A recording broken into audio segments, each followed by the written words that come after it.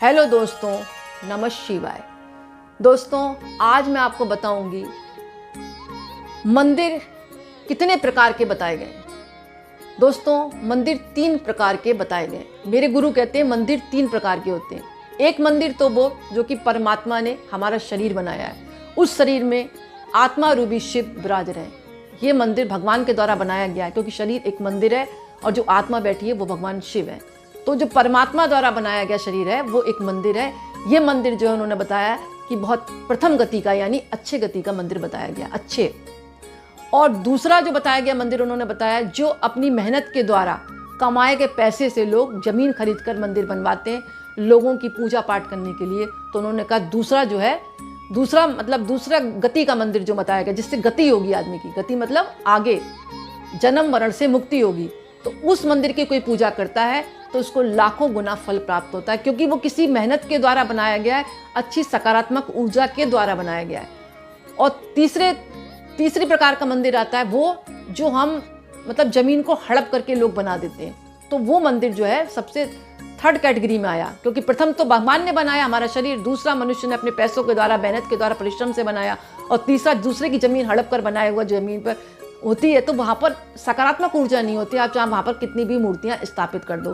तो मेरे गुरु कहते हैं कि अगर आपको बैठना है, कभी भी अपने मंदिर में बैठना, तो अपने परमात्मा द्वारा बनाए गए देवालय में बैठो ना। देवालय कौन? जो आपका शरीर है, शरीर ही परमात्मा का मंदिर है। तो इसमें परमात्मा नहीं तो ना बोल पाएंगे, ना चल पाएंगे, ना देख पाएंगे, ना बातें कर पाएंगे।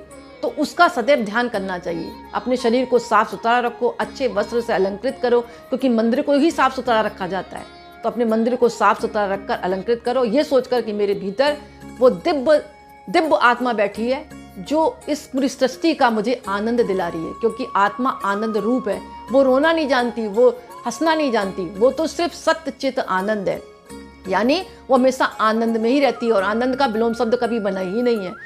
ना तो उसको दुख होता है ना सुख होता है, वो एक स्थिर है। हमारी आत्मा की स्टेबिलिटी क्या? स्थिर है। दुख और सुख आए उस पर कोई फर्क नहीं पड़ता। तो दोस्तों, और जो हड़पा गया मंदिर होता है, हड़पा गया मंदिर कैसे? जो लोग जो है बिना परिश्रम के जमीन उन्होंने हड़प ली और वहां पर दिवाले बना दिया। तो वहां पर क्या है, एनर्जी, भगवान की मूर्ति वहां थोड़ी बहुत तो पॉजिटिव होगी, लेकिन पूर्णतः वहां पर एनर्जी पॉजिटिव नहीं मिलेगी, क्योंकि जमीन दोष हो गया। किसी ने अपने पैसों से नाक करके दूसरों की जमीन हड़प कर बनवाया है। और जो अपनी मेहनत के द्वारा दिवालय बनाया जाता है, वहां पूर्णतः सकारात्मक ऊर्जा होती है। उस व्यक्ति के द्वारा बनाई गई उसकी भी ऊर्जा होती है और मूर्तियों की भी ऊर्जा होती है।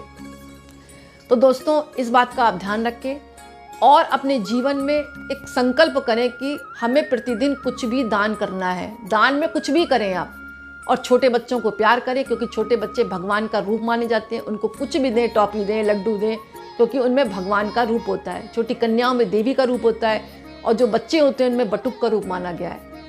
बटुक भैरव होते हैं ना उनको।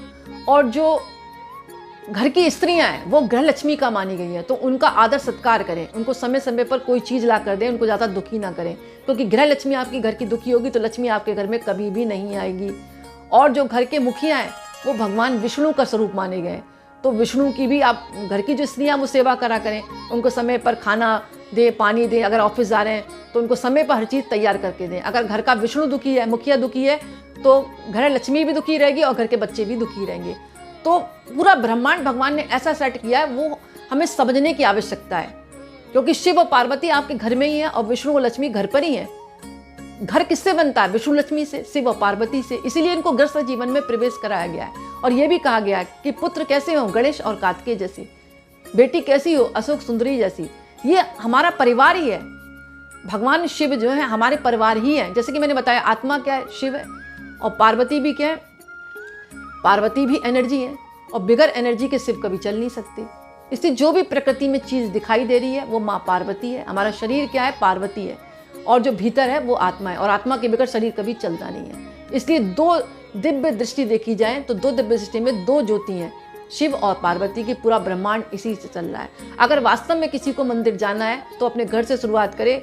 अपने पति को शिव मान ले और पति जो है वो अपनी पत्नी को पार्वती मान ले, यानी शिव पार्वती जैसा व्यवहार करें तो घर ही स्वर्ग बन जाएगा और घर ही मंदिर बन जाएगा।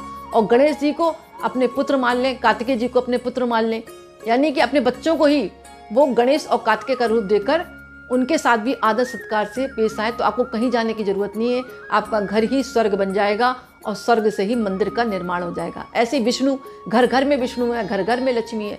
अगर वो सात्विक विचार लेकर चलते हैं तो, और लक्ष्मी जी का मतलब अपमान नहीं करते, अपनी गृह लक्ष्मी का, और लक्ष्मी जी से प्यार करते हैं, तो वो घर भी स्वर्ग बन जाता है। यानी कि पति पत्नी को भी एक दूसरे का आदर सत्कार करना चाहिए। पति विष्णु बनकर करे और जो लक्ष्मी जी हैं वो विष्णु जी की सेवा करें। इस तरह से यानी पति पत्नी जो है एक दूसरे का आदर सत्कार करें। इससे जीवन में आने वाली विपत्तियां भी दूर होंगी और एक दूसरे के आदर सत्कार से आपके घर में प्रेम भाव जागृत होगा और घर में स्वर्ग का वातावरण बना रहेगा, स्वर्ग का वातावरण। और समय समय पर घर पर सत्संग करें। सत्संग आप पति पत्नी भी मिलकर कर सकते हैं, कोई भजन गाए प्रेम से, और बच्चों को भी बैठा लें ताकि उनमें भी मतलब अच्छे संस्कार आएँ। और बुजुर्गों की सेवा करें, अपने दादा दादी हैं, अपने सास ससुर की सेवा करें। मंदिर में तुम 1 घंटे बैठे आए और तुम्हारी सास जो है बिना चाय के बैठी है तो वो पूजा का फल नहीं मिलता। पहले अपनी सास को आप चाय दें, फिर मंदिर जाकर बैठें, पूजा पाठ करें, व्रत करें, लेकिन अपने सास ससुर की सेवा करें। जितना आप कर सकते हो उतना करें, और नहीं हो रहा है तो नौकर लगा दें। और नौकर लगाने के लिए घर में मना है तो भाई उनसे आप निवेदन कर दें कि हम इतना काम कर सकते हैं, इससे ज़्यादा नहीं कर सकते। तो घर को भी स्वर्ग बना सकते हैं आप। मंदिर मस्जिद जाएं वो सब अच्छी बात है, लेकिन घर को भी स्वर्ग बनाएं, तभी आपके जीवन की आने वाली बाधाएं दूर होंगी, समस्त बाधाएं दूर होंगी और मनुष्य की पीड़ाएं भी कम होंगी। और प्रतिदिन जो है मन को स्थिर करने के अभ्यास करें, तभी आप समाधिस्थ अवस्था में जा सकते हैं। तभी आप मन को जब साधेंगे नहीं तो समाधिस्थ अवस्था में कभी नहीं जाएंगे। समाधिस्थ अवस्था वो होती है जहाँ मन बिल्कुल शांत हो जाता है, आनंदमय हो जाता है और उसको किसी भी चीज़ की चिंता नहीं रहती। तो दोस्तों आज का वीडियो मैं यही समाप्त करती हूँ। अगर मैं ज़्यादा बोलूँगी तो लंबा खिंच जाएगा और फिर आपको वो चीज़ जो मैं देना चाहती हूँ वो आपको मतलब समझ में नहीं आएगी। तो अगली बात मैं अगले वीडियो में करूँगी। दोस्तों ये बातें मैं अपने मन से करती हूँ। अगर अच्छी लगे तो लाइक ज़रूर करना और कमेंट्स में नमः शिवाय ज़रूर लिखना। धन्यवाद।